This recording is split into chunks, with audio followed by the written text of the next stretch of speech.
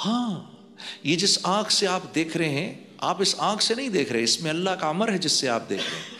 آپ جاؤ کسی نابینا کے پاس جو ہمارا بھائی دیکھ نہیں سکتا، آپ اس کو بولو آنکھ دیکھتی ہے، وہ کیا جواب دے گا؟ بھائی آنکھ تو میرے پاس بھی ہے۔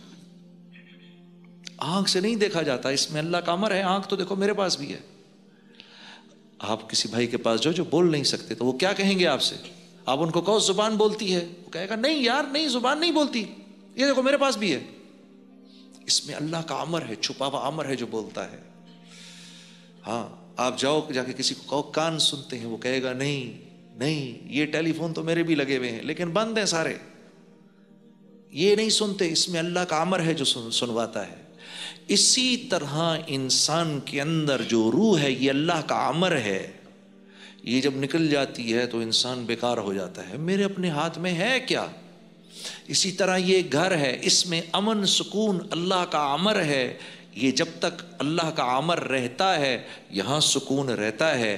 جب اللہ اس امر کو اٹھا لیتے ہیں تو بڑے سے بڑے محل کے اندر بھی لوگ ایک دوسرے سے نفرت کرتے ہیں۔ اسی طرح لوگوں کے دل آپس میں جڑے ہوں، محبتیں ہوں، یہ اللہ کا امر ہوتا ہے۔ اللہ دلوں کو جوڑ دیتے ہیں، جیسے بلال حبشی حبشہ کے رہنے والے تھے، ہاں، اور وہ صہیب رومی روم کے رہنے والے تھے، اور سلیمان فارسی فارس کے رہنے والے تھے، اور ہاں یہ دیکھو یہ شیخین یہ تو مکے کے رہنے والے ہیں، اور ان انصاری صحابہ کو دیکھو یہ تو مدینے کے رہنے والے ہیں۔ لیکن اللہ رب العزت کا امر تھا ان کے دلوں کو جوڑنا ہے۔ قرآن میں کتنی یمنون علیک ان اسلموا قل لا تمنوا علی اسلامکم بل اللہ یمن علیکم ان ہداکم للایمان ان کنتم صادقین۔ کیا بات ہے، یہ میرے نبی ان سے کہیں زیادہ باتیں نہ کریں، ہاں کہ انہوں نے آپ پہ کوئی احسان نہیں کیا، آپ نے ان پر احسان کیا ہے، ہم نے ان پر احسان کیا ہے کہ ان کو دین کا وہ دے دیا تاکہ ان پر رحم کریں، دین کی سمجھ دے دی تاکہ ان پر رحم کریں، ان کے دلوں کو جوڑ دیا۔ ان کو بولیں یہ کسی زعم میں نہ رہیں، اور یہ کن کے بارے میں آ رہا ہے؟ صحابہ کے بارے میں آ رہا ہے۔ ان سے کہو یہ کسی زعم میں نہ رہیں کہ یہ کوئی آپ پر بہت بڑا احسان کر رہے ہیں، ہم نے کیا جو کچھ بھی کیا ان کے لیے۔ تو اگر دل پھٹیں گے تو اللہ کی مرضی سے پھٹیں گے، دل جڑیں گے اللہ کی مرضی سے جڑیں گے۔ جب آدمی اللہ سے معافی مانگتا ہے اللہ خوش ہو کے دلوں کو جوڑ دیتے ہیں۔ ہاں جب آدمی بے باک ہو جاتا ہے، بار بار بار بار بار اللہ کو آنکھیں دکھاتا ہے، پھر چھوٹا سا اللہ کی طرف سے حال آتا ہے، چھوٹا سا اللہ کی طرف سے حال آتا ہے، لا الہ الا اللہ۔ یہ چیزیں غیروں کے اطمینان کے لیے ہیں، ہمارے امتحان کے لیے ہیں۔ اوئے ہوئے ہوئے ہوئے یہ پیسہ آ گیا میرے پاس، اب کیا کروں، کہاں استعمال کروں، کہاں سے آیا، پہلے معلوم تو کرو کہاں سے آیا ہے بھائی اجمل، یہ کدھر سے آ گیا، یہ میں نے کہاں سے کمایا؟ بھائی چیک کرو بھائی یہ صحیح کمایا غلط کمایا، یہ اگر میرے بچے کے خون میں چلا گیا اگر غلط ہے تو یہ تو اس کو نافرمان بنا دے گا، ہاں یہ میری بیوی کے خون میں چلا گیا تو وہ تو بے وفائی کرے گی مجھ سے، یہ خون یہ مال میرے گھر میں آیا، ارے ارے دیکھو دیکھو دیکھو دیکھو، اس مال کے آنے سے ایسا نہ ہو کہ اللہ چور ڈاکوؤں کو میرے گھر کی طرف متوجہ کر دے، وہ گھر میں آئے اور پتہ نہیں کیا کر کے چلے جائیں۔ چیک کرو یہ کہاں سے آیا، لا الہ، یہ چیک کرو یہ کہاں سے آیا،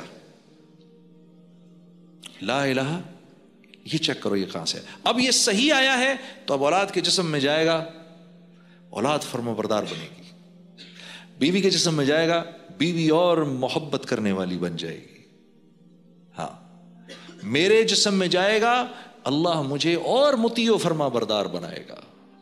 ہاں تو ہمارے امتحان کے لیے ہے یہ سب کچھ، یہ ہمارے امتحان کے لیے ہے، ان کے اطمینان کے لیے ہے، ان کو اطمینان ہوتا ہے، وہ فون کرتے ہیں یا آن لائن چیک کرتے ہیں کتنے پیسے ہیں بینک میں، اتنے پیسے، اور ان کے لیے بھی سن لو، ان کے لیے بھی صرف خبر ہے، یہ اتنے پیسے ہیں، خبر ہے، ان کے ہاتھ میں کچھ نہیں ہے، ہاتھ میں کچھ نہیں ہے، یہ خبر ہے، نہ جس کو چھو سکتے ہیں نہ محسوس کر سکتے ہیں ایسا، یہ خبر ہے۔